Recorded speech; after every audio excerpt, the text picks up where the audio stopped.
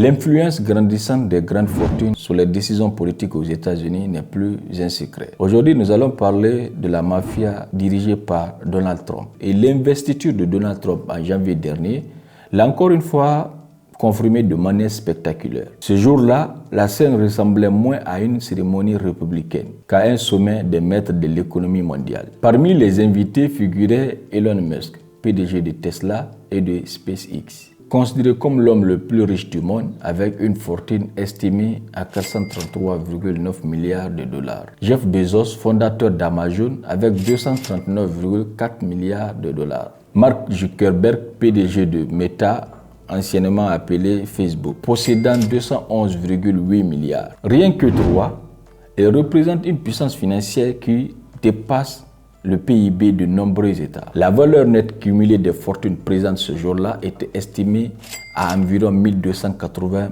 milliards de dollars, soit l'équivalent du PIB des Pays-Bas. Un chiffre qui en dit long sur le poids réel de ces géants de la technologie. La présence massive de ces figures emblématiques souligne un fait réel. L'administration Trump est étroitement alignée avec les intérêts des grandes entreprises. Et cela ne reste pas symbolique. À peine on parle du chien, on voit sa queue. Récemment, plusieurs alliés de Trump ont vu leur richesse menacée par une conjoncture défavorable. Pour les préserver, l'administration Trump a réagi rapidement. C'est aussi cela la politique. La politique, ce n'est pas les cris que les gens font dans les rues.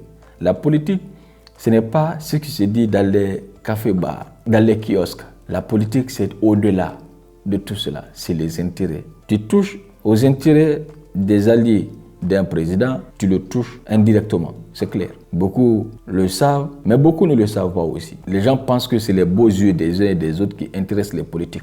Non, c'est faux. Un politicien à la tête d'un État sait que quand l'intérêt de ses alliés est menacé, son pouvoir est menacé. C'est automatique.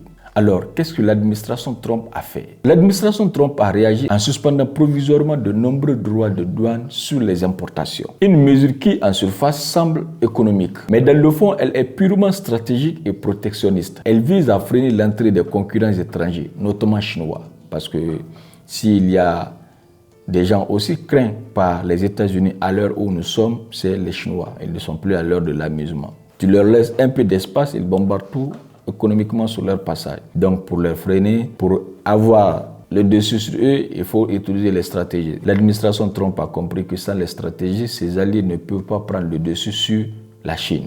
C'est cela la vérité. Donc il faut freiner l'entrée des Chinois et plusieurs autres concurrents, tout en favorisant les entreprises américaines comme Tesla sur leur propre marché.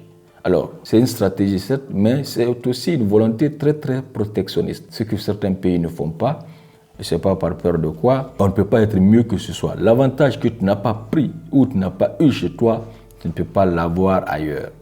Ce que les États-Unis font, dans le fond c'est la mafia, mais sur la surface ça paraît très logique. Ce soutien indirect a permis à Elon Musk de reprendre sa place de première fortune mondiale grâce à la hausse de l'action Tesla.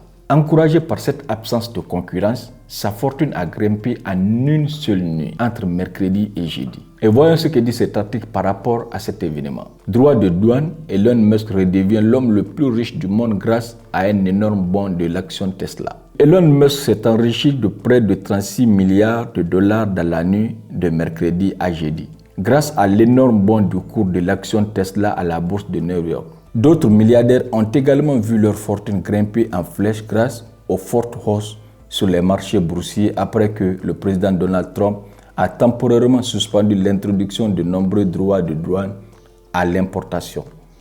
Ces rebonds ont permis de compenser une partie des pertes énormes subies précédemment par ces milliardaires en raison de la guerre commerciale que mène le locataire de la Maison Blanche. L'annonce de Donald Trump de mercredi a provoqué l'euphorie de Wall Street avec de très fortes hausses des trois principaux indices boursiers. Selon les calculs de l'agence de presse Bloomberg, les personnes les plus riches du monde se sont enrichies de 304 milliards de dollars. Il s'agit de la plus forte hausse quotidienne jamais mesurée par Bloomberg.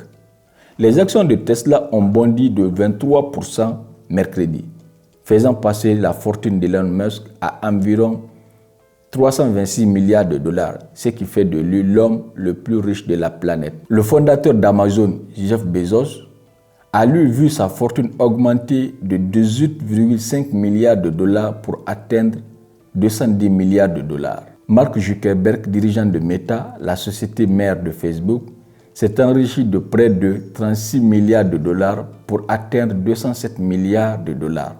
D'autres célèbres multimilliardaires comme Warren Buffett, Larry Ellison et Bill Gates ont également vu leur fortune augmenter. Les marchés boursiers de New York semblaient toutefois prêts à ouvrir à nouveau à la baisse jeudi, ce qui pourrait entraîner une nouvelle diminution de la richesse de ces milliardaires. Mais de toutes les façons, ils ont pu réaliser d'énormes bénéfices. Et il faut savoir que Elon Musk détient des dizaines de millions d'actions Tesla. Une hausse de plus de 10% de l'action équivaut pour lui à plus de 10 à 20 milliards de dollars supplémentaires de fortune personnelle. Cette fluctuation boursière, directement influencée par des décisions politiques, montre à quel point la frontière entre pouvoir économique et pouvoir politique s'efface carrément. Voici quelques questions essentielles qu'on doit se poser. Le succès d'Elon Musk est-il uniquement lié à son génie entrepreneurial ou profite-t-il d'un soutien politique actif? Ce modèle de capitalisme protégé par l'État, fondé sur des politiques douanières sélectives, est-il fiable à long terme? Cette affaire montre une chose importante. Derrière les discours sur la libre concurrence, c'est souvent l'intérêt privé d'une élite qui dicte les règles du jeu mondial.